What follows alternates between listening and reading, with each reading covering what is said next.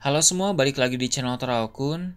Sebelum pembahasannya dimulai, silahkan klik tombol subscribe dan aktifkan lonceng notifikasinya supaya kalian gak ketinggalan info dan teori terbaru seputar One Piece. Buat kalian yang mau informasi tambahan soal SBS atau databook, kalian bisa follow Instagram Teraokun. Di sana admin akan memposting soal SBS, databook, dan berbagai teori singkat. Sekarang lanjut ke pembahasan. Bocoran One Piece Chapter 1081 telah muncul di berbagai forum. Dalam video kali ini, channel Teraokun akan menjelaskan berbagai hal menarik pada chapter kali ini. Chapter kali ini berjudul Kuzan, Kapten Kapal ke-10 Bajak Laut Kurohige. Sudah cukup lama kita tahu bahwa Kuzan bergabung ke dalam Bajak Laut Kurohige usai dia keluar dari Angkatan Laut. Tapi baru sekarang dikonfirmasi apa posisi dari sang mantan admiral itu.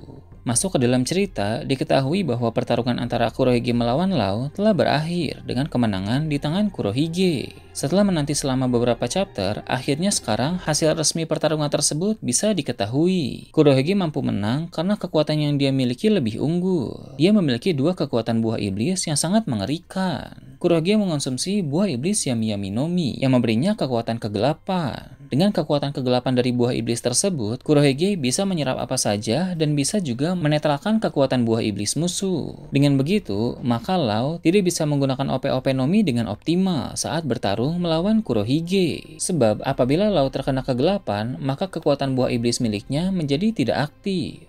Selain itu, Kurohige juga memiliki kekuatan Gura-Gura no Mi. Kekuatan dari buah iblis itu dapat menciptakan gempa dengan berbagai skala. Kurohige bisa menggunakan gempa tersebut untuk melancarkan serangan sesuai keinginan, mulai dari serangan relatif kecil yang berfokus pada tubuh lawan, hingga serangan besar yang bisa mengakibatkan guncangan hebat di tempat mereka bertaruh. Tidak aneh jika Lau sangat kesulitan. Di lokasi pertempuran, Kurohige juga membawa 3 komandan Titan yang terdiri dari Van Augur, Jesus Barges, dan Dokyu. 3 orang itu dapat dipastikan jauh lebih kuat dibanding para kru bajak laut hati. Dengan begitu, situasi di sana sangat menguntungkan bagi Kurohige. Berhubung Kurohige telah memenangkan pertarungan, maka sepertinya dia juga berhasil mendapatkan salinan Rod Poneglyph milik Lau. Sebab dari awal itu memang tujuan dari Kurohige. Sangat menarik untuk menantikan persaingan antara Kurohige, Shanks, dan Luffy dalam perang tahta untuk berebut One Piece. Cerita One Piece memang telah memasuki saga terakhir, sehingga klimaks dari perjalanan ke Laugh Tale telah semakin dekat. Fokus cerita semakin mengerucut ke karakter-karakter penting yang akan berperan besar dalam perang akhir nanti.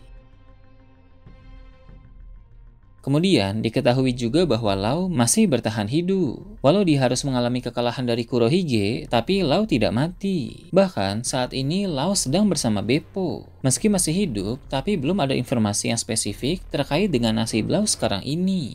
Mungkin Lau berhasil melarikan diri dari bajak laut Kurohige. Sisa tenaga yang dia miliki setelah kalah dimanfaatkan untuk pergi dari sana, memakai kekuatan buah iblis OP-OP no Mi. Namun mungkin juga Lau dibawa oleh bajak laut Kurohige sebagai tahanan, karena Kurohige memiliki tujuan tersendiri dengan membiarkan Lau hidup. Entah apapun yang benar terkait nasib spesifik dari Lau, tapi mengetahui dia masih hidup saja sudah menjadi informasi yang cukup. Lalu, cerita juga menampilkan kembali keadaan di Pulau Beehive. Di sana, Garp sedang bertarung melawan Kuzan. Mengingat judul chapter kali ini memang merujuk kepada Kuzan, maka wajar jika dia mendapatkan sorotan dalam chapter kali ini. Hanya saja cukup mengejutkan karena rupanya Kuzan berada di Pulau Beehive dan bertarung melawan Garp yang mengamuk di sana. Garp adalah musuh yang sangat kuat bagi bajak laut Kurohige. Walau Garp saat ini sudah tidak lagi muda, tapi kemampuan yang dia miliki sama sekali tidak bisa diremehkan. Garp tidak bergantung pada buah iblis apapun, melainkan kemampuannya berfokus pada haki dan fisik. Dalam chapter lalu, dia melancarkan teknik tinju berlapis Saoshoku Haki yang bernama Galaxy Impact. Tinju dari Garp itu sukses memporak-porandakan kota yang ada di Pulau Beehive. Tingkatan kekuatan serangan dari Garp sangat menakutkan. Kuzan sebagai komandan Titan terkuat memang harus turun tangan untuk menghadapi sang pahlawan angkatan laut itu. Sebenarnya, Garp adalah orang yang sangat dikagumi oleh Kuzan saat Kuzan masih dalam angkatan laut. Telah dikonfirmasi juga dalam chapter kali ini bahwa Kuzan adalah murid pertama Garp. Namun, mengingat sekarang Kuzan adalah bajak laut dan Garp seorang angkatan laut, maka keadaan membuat mereka harus bertaruh. Duel dua orang itu pasti sangat menarik, mengingat mereka memiliki kemampuan yang luar biasa. Garp adalah seorang pengguna haki yang kuat, serta memiliki fisik yang hebat. Sedangkan Kuzan, dia juga memiliki haki yang kuat. Tapi selain itu, Kuzan pun seorang pengguna buah iblis Logia, Hie no Mi, yang memberinya kekuatan es. Kekuatan es dari Kuzan akan beradu dengan kekuatan pukulan dari Garp.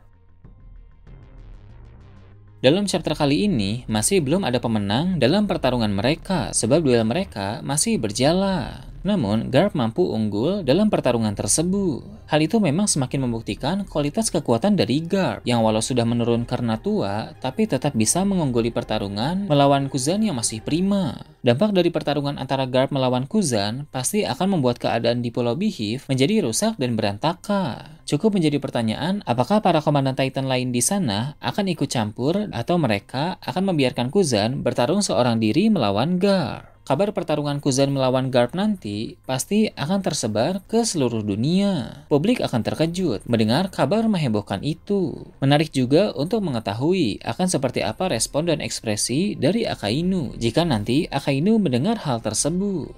Setelah itu, ada kilas balik yang memperlihatkan saat Kuzan bergabung ke dalam bajak laut Kurohige. Saat itu, Kurohige bertanya apakah Kuzan tahu tentang seorang pria dengan bekas luka bakar. Menurut Kurohige, sepertinya pria tersebut memiliki Rod Poneglyph terakhir. Pria dengan bekas luka bakar yang dimaksud oleh Kurohige pasti orang yang sama dengan pria yang dicari oleh Ki. Pria tersebut kemungkinan besar adalah jaguar di Saul, sebab Saul menderita banyak luka bakar karena insiden Ohara. Sekarang ini, Saul berada di Elbaf bersama dengan semua literatur dari Ohara. Saul juga ternyata menyimpan Rod Poneglyph terakhir, setidaknya menurut dugaan dari Kurohige. Kuzan kemungkinan tahu tentang keberadaan Saul, tapi dari spoiler yang ada, masih belum diketahui apa jawaban dari Kuzan ketika Kurohige bertanya soal itu. Seandainya Kuzan memberitahu Kurohige tentang keberadaan Saul, maka hanya tinggal menunggu waktu saja baginya untuk pergi ke Elbaf. Namun, belum lama ini, Shanks juga telah pergi ke Elbaf. Tidak diketahui apa yang Shanks lakukan di Elbaf, karena kita hanya diperlihatkan ketika Shanks berada di bar dekat pelabuhan. Kemudian setelah itu, dia bertarung melawan Kid. Kemungkinan besar, Shanks sudah tahu lebih dulu soal Saul yang memiliki Rod Poneglyph terakhir. Jika itu benar, maka tujuan Shanks ke sana beberapa waktu yang lalu adalah untuk menyalin isi dari Rod Poneglyph. Bisa dibilang sekarang ini, posisi yang paling dekat dengan Laugh-Tale dan mendapatkan One Piece adalah Shanks. Pergerakan dari para Yonko saat ini memang sangat menarik. Nah, itu tadi berbagai hal menarik pada chapter 1081. Gimana menurut kalian? Silahkan tulis di kolom komentar di bawah. Oke, segitu aja untuk pembahasan kali ini. Jangan lupa like, share, dan subscribe untuk video menarik selanjutnya. Gue Toraukun, Shambles.